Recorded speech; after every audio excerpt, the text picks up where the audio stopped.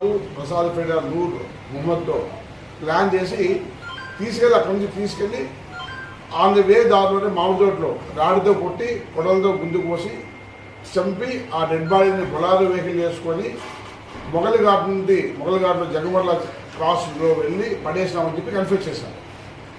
దాంతో ఇమ్మీడియట్గా inspector and team అంతా వెళ్ళి ఆ అడవిలోకి వెళ్ళి చెక్ చేస్తే ఆ డెడ్ బాడీని లెఫ్ట్ సైడ్ పడేసినారు. బట్ వాళ్ళు రైట్ సైడ్ తీసుకెళ్ళారు. రాత్రి తిరిగే బాడీ కనపడలేదు.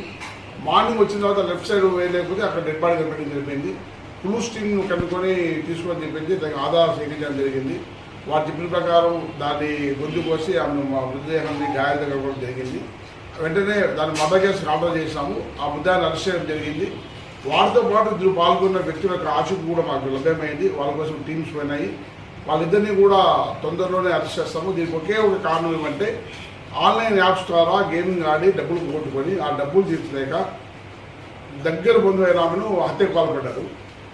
ఇది జరిగింది. ఇంకా మిగిలిన ఇద్దరిని కూడా త్వరలోనే విదిన్ 24 అవర్స్లోనే పట్టుకొని రిమాండ్ పంపించడం జరుగుతుంది.